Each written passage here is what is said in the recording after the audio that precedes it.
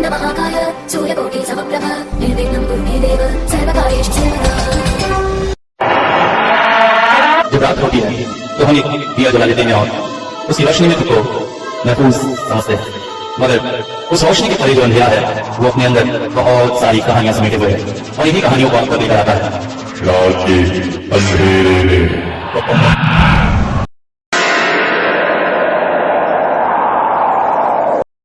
और आज की आप बीती दो कहानी और दोनों अपने आप में बहुत खास। पहली कहानी भेजी है सिलचर असम से। इन्होंने अपना नाम उल्लेख करने के लिए मना किया है, इसलिए हम इन्हें दीदी नाम दे देते हैं। तो ये जो घटना है ये दीदी के साथ बीती हुई है और उनके अपने बेटे के साथ की घटना है। बात सन 1990 की है जब इनकी शादी हुई और 2 साल में इनका जो बेटा है, हम उसे रक्षित नाम देंगे, का जन्म हुआ। और उस समय जो है इनके सास ससुर जो है गुरुजी को बहुत ज़्यादा मानते थे। और जब बेटा करीब 2 साल का हुआ था, 1994 की बात है ये, उस समय गुरुजी इनके घर आए थे और करीब 5 साल के अंतराल के बाद आए थे। तो घर में काफ़ी उनका आदर सम्मान और उसको बुलाया जा रहा था। और गुरुजी के साथ इनके सास ससुर वहाँ बैठे हुए थे। तो गुरुजी से पूछा जा रहा था कि कैसे आप इतने सालों बाद आ रहे हैं। तो उन्होंने बताया कि कुछ कारण था जिस वजह से मैं नहीं आ रहा था और अब कुछ कारण है जिस वजह से मुझे आना पड़ा है। इसके बाद जो है दीदी को गुरुजी के सामने लाया गया। शादी के बाद पहली बार वो उनसे मिल रही थी। तो गुरुजी ने उन्हें देखते ही कहा, तू बहुत सौभाग्यशाली है, आगे चलकर तेरे जीवन में बहुत उन्नति होगी, मगर तेरे बेटे का जन्म 1992 में हुआ है ना। और एग्जैक्ट उन्होंने तारीख वगैरह बता दी, जबकि 5 साल से गुरुजी उनके कांटेक्ट में नहीं थे। ये सुनकर थोड़ा आश्चर्यचकित हुई। फिर गुरुजी ने एक ताबीज़ देते हुए कहा, इसे अपने पास रख और अपने बेटे को पहना देना, तो उसे हानि नहीं होगी, मगर आने वाले कुछ साल जो है तेरे बेटे पर बहुत भारी है। इसके बाद 2 दिन रहकर गुरुजी चले गए। अब यहाँ पे एक बात का उल्लेख उन्होंने ये भी किया है कि इनके बेटे को जो है बचपन से कुछ अजीब सी बातें उनको देखने को मिली। मतलब बहुत छोटा था तो दीवारों की तरफ या खिड़कियों की तरफ देख के अचानक रोने लगता था। जैसे जैसे बड़ा होता गया उसकी आदतें कुछ अजीब सी होने लगी। खेलते खेलते कहीं भी रुक जाता था, घर में बैठे बैठे भी दीवारों की तरफ खिड़कियों की तरफ देख के अजीब अजीब से भंगिमाएं करता था। धीरे धीरे वक्त बीता और रक्षित करीब 5 साल का हुआ।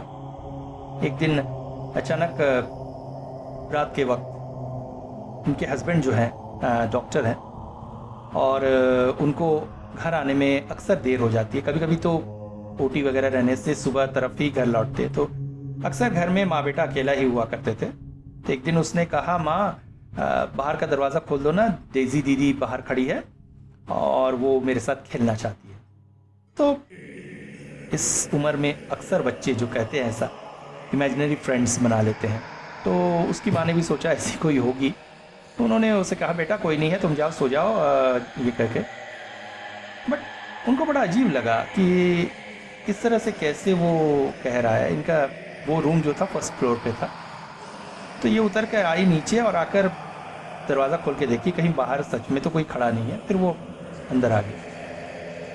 अगले दिन सुबह बच्चे ने बड़ा खुश होते हुए कहा, माँ थैंक्स, आपने रात में डेजी दीदी को अंदर आने दिया, वो मेरे साथ खेल रही। सडनली उसके हाथ में एक नखोड़ के निशान, के नाखूनों के निशान। तो दीदी बहुत चिंतित हो गई, बोले अरे ये कैसे हुआ। तो बच्चे ने कहा, दीदी के साथ, डेजी दीदी के साथ खेलते खेलते लग गया। इनको थोड़ा सा आश्चर्य हुआ। इसके बाद 2 दिन बाद अचानक उसने बताया, माँ सोहन है ना, आज ना क्लास में ही नहीं आया, बाहर ही खड़ा था। उनकी माँ ने पूछा कि क्या उसको कुछ पनिशमेंट वगैरह मिली थी। बोले नहीं, सोहन ना पहले आता था, फिर ना स्कूल आना बंद कर दिया, आज ना क्लास के बाहर खिड़की के पास खड़ा होकर देख रहा था। तो अजीब लगा इनको। इनकी माँ ने कहा, ये सब तुम क्या बात करते हो, उस दिन भी तुम किसी डेजी के बारे में बोल रहे थे। तो बोले नहीं डेजी नहीं, डेजी दीदी। बोले कौन डेजी दीदी? तो बोलता है कि वो जो हमारी योगा क्लास की टीचर थी ना, पहले योगा कराने आती थी, अब नहीं आती है, वो मुझे बहुत चाहती थी। तो इस तरह से दिन बीतने लगे।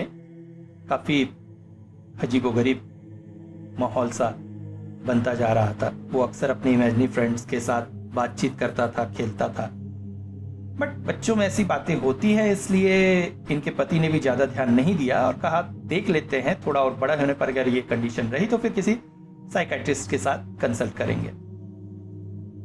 एक दिन अचानक इनके पति लौटे तो काफी परेशान से थे। तो इन्होंने पूछा क्या हुआ? तो बोले एक लेडी आई थी, उसका ऑपरेशन था बट ऑपरेशन सक्सेसफुल नहीं हो सका, ऑपरेशन टेबल पर ही उसकी डेथ हो गई। तो उसकी फैमिली में मतलब अभी भी उसको एक छोटा बच्चा हुआ था, काफी बुरा लगा मुझे। तो सडनली रक्षित बोलता है पापा कार में जो आंटी बैठी है वो क्या अंदर नहीं आएंगी? तो दोनों सुनकर चौंक पड़े। कार में देखा तो कोई नहीं था। तो ऐसे ही परेशान थे तो इन्होंने फर्स्ट टाइम रक्षित को डांट दिया कि क्या तुम उलझुल बातें करते रहते हो, कुछ भी बकते रहते हो, कौन है कार में? कोई तो नहीं है। बिल्कुल उसका हाथ खींचते हुए वो कार के पास लेके गए। कार का गेट खुला और उसे झांकने को कहा। बोले कहाँ है कार में कोई? इस बात से थोड़ा सा दीदी को अजीब लगा क्योंकि इनके हस्बैंड ने आज तक अपने बेटे को कभी नहीं डांटा, बट मेंटली वो इतने परेशान थे, ऊपर से अगर कोई इस तरह की बातें करेगा तो थोड़ा तो होता है। खैर, बट उस रात जब वो रक्षित को कमरे में सुलाकर लौट रही थी तो रक्षित ने कहा माँ आप प्लीज मत जाओ, मेरे साथ आज सो जाओ। हालांकि रक्षित बहुत ब्रेव बॉय है, वो कभी भी इस तरह की जिद नहीं करता था, मगर आज पहली बार उसने ऐसी जिद की थी। ये चौंक पड़ी। क्या हुआ बेटा? पूछी। बोली माँ वो जो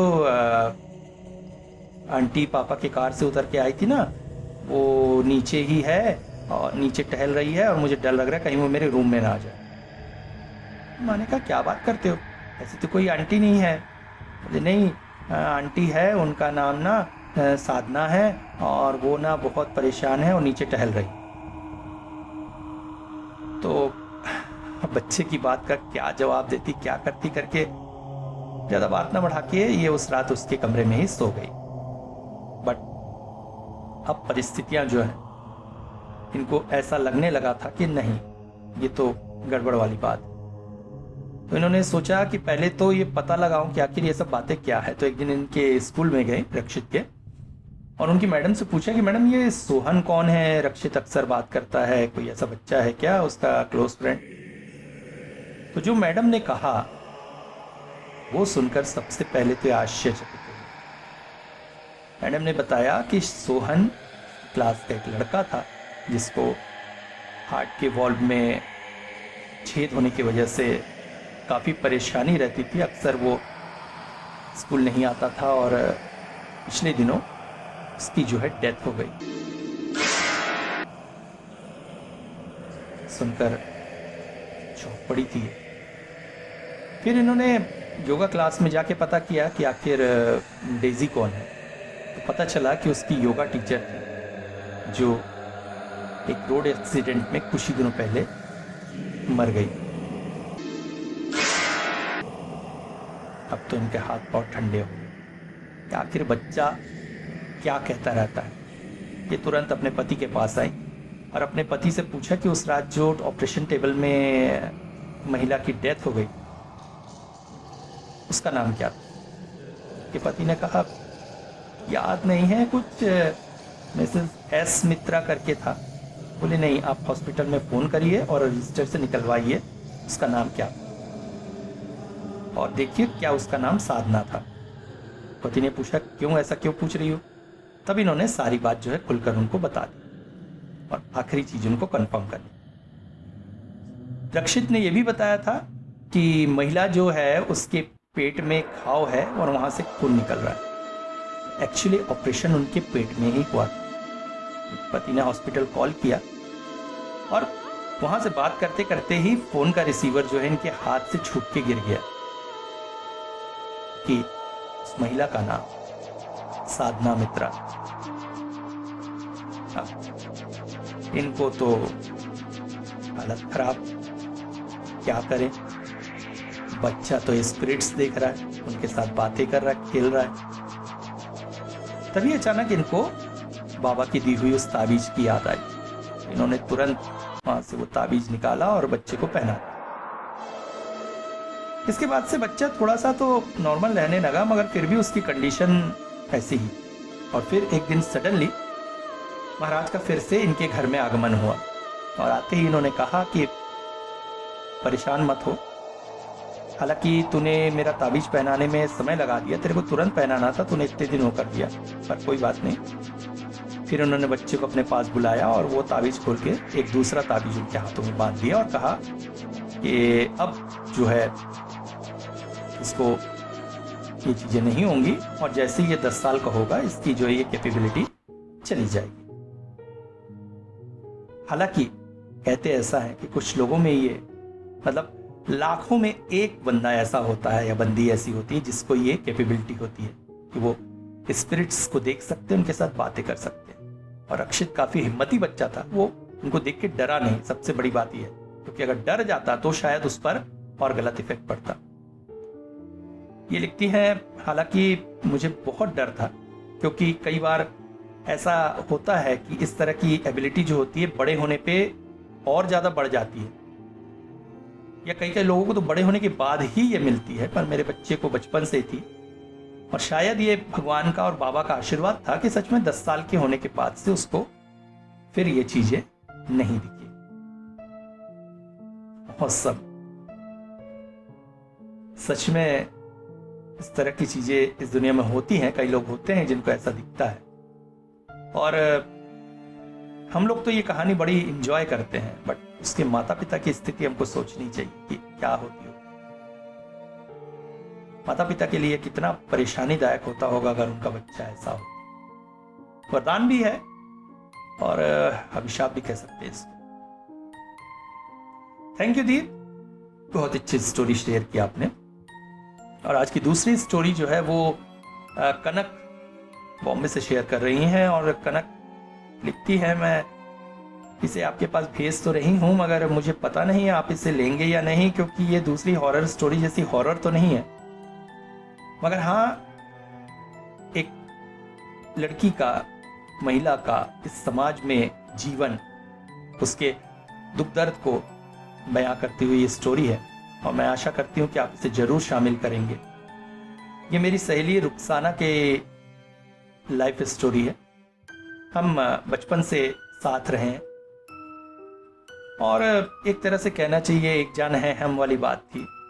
हम हर बात एक दूसरे से शेयर करते थे। हालांकि हमारे बीच धर्मों की दीवार थी और इस बात को लेकर कुछ परेशानी हमें भी झेलनी पड़ी, क्योंकि हमारे घरों में रिश्तेदारों में बात होती थी, मतलब कोई हिंदू है मुसलमान है एक दूसरे के साथ मिलते, ये हमारे समाज में होता ही है। और ऐसे ही हमारे समाज में एक महिला को, एक लड़की को कितना दुख तकलीफ झेलना पड़ता है वो अभी आगे आप लोग समझेंगे। तो रुखसाना मेरी बहुत करीबी सहेली थी और जब हम लोग पढ़ाई कंप्लीट करके निकले तो एक बहुत अच्छी आईटी फर्म में उसे जॉब मिली थी, मल्टीनेशनल फर्म में। और एक तरह से कहे तो मैं ही उससे बहुत जेलस होती थी, क्योंकि मैं एक इंडियन कंपनी में ही थी कंप्यूटर इंजीनियर के तौर पर रुखसाना ने मल्टीनेशनल कंपनी में काम पा लिया था। हालांकि थोड़ी सी उसे परेशानी होती थी क्योंकि यूएस टाइमिंग मैच करने के लिए कभी कभी उसे नाइट शिफ्ट भी जाना पड़ता था। कभी कभी क्या, अक्सर ही उसे नाइट शिफ्ट करना पड़ता था, क्योंकि यूएस की कंपनी है तो वहां के ऑफिस टाइम पे ही काम होगा, इंडिया के टाइम में तो नहीं हो सकता। तो खैर उसे कोई परेशानी थी नहीं, उसके घर वाले काफी खुले दिमागों वाले थे, हालांकि मुस्लिम परिवार से थे फिर भी। और ऐसे में ही रुखसाना का जो अफेयर है वो आरिफ के साथ हुआ। आरिफ भी एक बहुत अच्छी फैमिली से था और बहुत जल्द दोनों का निकाह हो गया और एक बहुत सेटल लाइफ थी। बट कहते हैं ना, शादी के बाद लड़कियों को अभिशाप झेलना पड़ता है, और वही रुखसाना के साथ भी हुआ। शुरू शुरू में तो उसके सास ससुर को कोई प्रॉब्लम नहीं थी उसकी नाइट ड्यूटी से और ये से, मगर जैसे जैसे दिन बीतने लगे उसकी सास ने ऑब्जेक्शन करना शुरू कर दिया कि नहीं, इस तरह से आप रात भर बाहर रहती है, घर की बहू पर रहना सही नहीं है, रिश्तेदार इस पर ऑब्जेक्शन उठा रहे हैं और ये और वो और सो। और इस तरह से काफी मेंटल टॉर्चर और परेशानियां झेलने के बाद एक दिन उसने जॉब छोड़ने की ठान ली। और मैं जानती हूँ जॉब छोड़ते हुए रुखसाना कितना रोई थी। उस दिन वो मेरे साथ ही थी दिन भर, और इस तरह की अपॉर्चुनिटी छोड़ना बहुत दुखदाई होता है, मगर वो कुछ नहीं कर सकती। पर परेशानी को दौर तो अभी शुरू हुआ था। इसके बाद रुखसाना ने 2 बेटियों को जन्म दिया, और बेटियों का जन्म आज भी हमारे समाज में लड़की के लिए एक अभिशाप होता है। सारी जिम्मेदारी उस पर थोप दी जाती है। और वही हुआ, आरिफ की मां ने रुखसाना को कोसना शुरू कर दिया कि उसके खानदान को बढ़ाने वाला वो नहीं दे पा रही। आरिफ भी अब धीरे धीरे अपनी मां की बातों में आने लगा था, रुखसाना के साथ पूरा व्यवहार मारपीट वगैरह भी करने लगा। और एक दिन तब हद हो गई जब आरिफ की मां ने कहा कि वो आरिफ की दूसरी शादी कर रही है ताकि उनसे लड़का हो सके और उसके खानदान को चिराग मिल सके।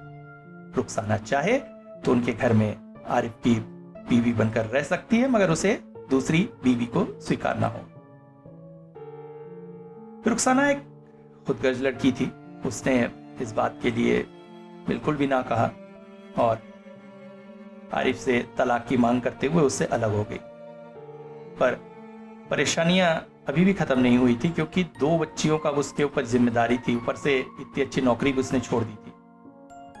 बट किस्मत से एक ऑफिस में उसे रिसेप्शनिस्ट की जॉब मिल गई। एक इंजीनियर रिसेप्शनिस्ट की जॉब कर रही, पर वहां पर उसे दीपांकर मिला। दीपांकर उसका बॉस था, मगर बहुत नरम दिल इंसान था। वो अक्सर रुखसाना की मदद किया करता था। कभी उसकी बेटी की तबीयत खराब हो गई, उसे एक्स्ट्रा छुट्टियां चाहिए तो उसे दे देता था। कई बार ऑफिस से उसे जल्दी जाने दे देता था।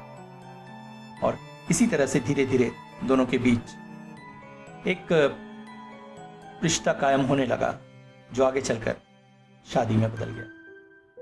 दीपांकर रुखसाना से बहुत प्यार करता था, मगर परेशानी थी दीपांकर के घर वाले, क्योंकि एक मुस्लिम लड़की उनके घर आएगी, इस बात के लिए दीपांकर की मां कहीं भी तैयार नहीं थी। दीपांकर के पिता का देहांत बचपन में ही हो गया था, मां ने ही उसे पाल पोस कर बड़ा किया था, तो मां की बात टालना दीपांकर के लिए संभव नहीं था।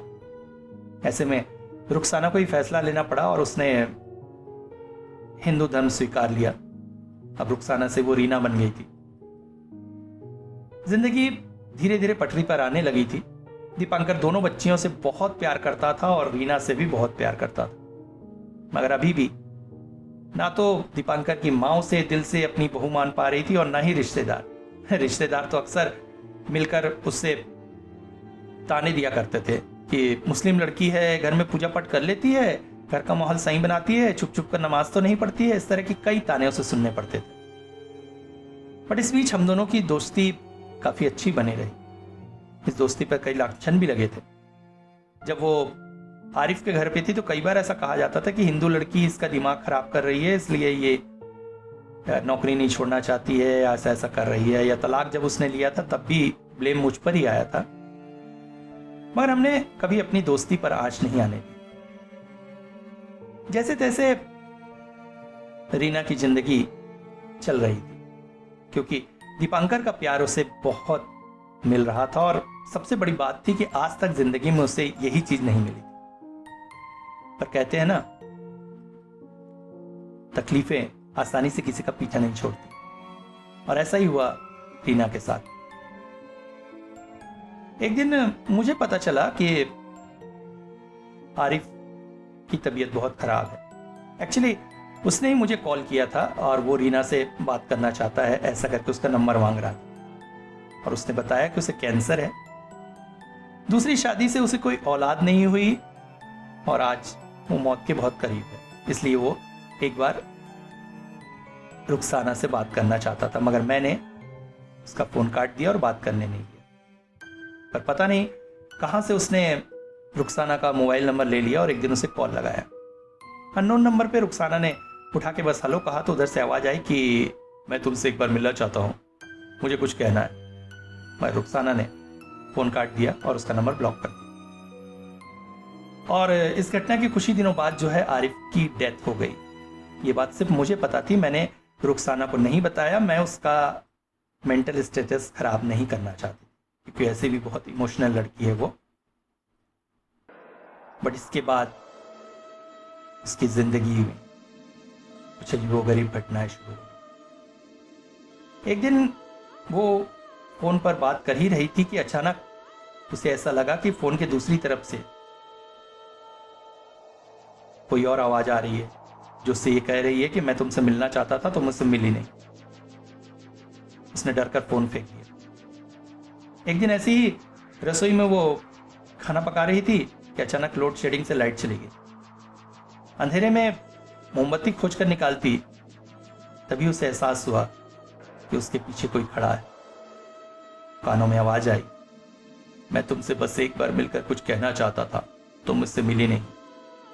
चीख पड़ी थी रुखसाना और उसकी इस बात को उसकी सास ने उसकी कमजोरी ली। अब वो ये कहने लगी कि मेरी बहू पागल हो रही है। एक दिन तो हद ही हो गई। ऐसे ही लोड शेडिंग का एक दिन था। रुखसाना के ससुर जी अक्सर उनके घर के बरामदे में इजी चेयर पर बैठे रहते थे। तो इनको आवाज आई कि ससुर जी बुला रहे हैं कि मोमबत्ती दे जाओ। ये जब मोमबत्ती लेकर वहां पहुंची तो चौंक पड़ी क्योंकि इजी चेयर पर जो बैठा था उसकी कदकाठी उसके ससुर जी जैसी नहीं थी। पहले तो लगा कहीं चोर तो नहीं आ गया, मगर जब उसने आवाज लगाई और उस आकृति ने मुड़कर उसकी तरफ देखा तो रुखसाना वहीं बेहोश होकर गिर गई क्योंकि उसे पूरा एहसास हुआ कि आरिफ बैठा है और कानों में वही आवाज पड़ी कि मैं तुमसे कुछ कहना चाहता था, तुमने सुना नहीं। अब रुखसाना की हालत और खराब होने लगी थी। सास को मौका मिल गया था।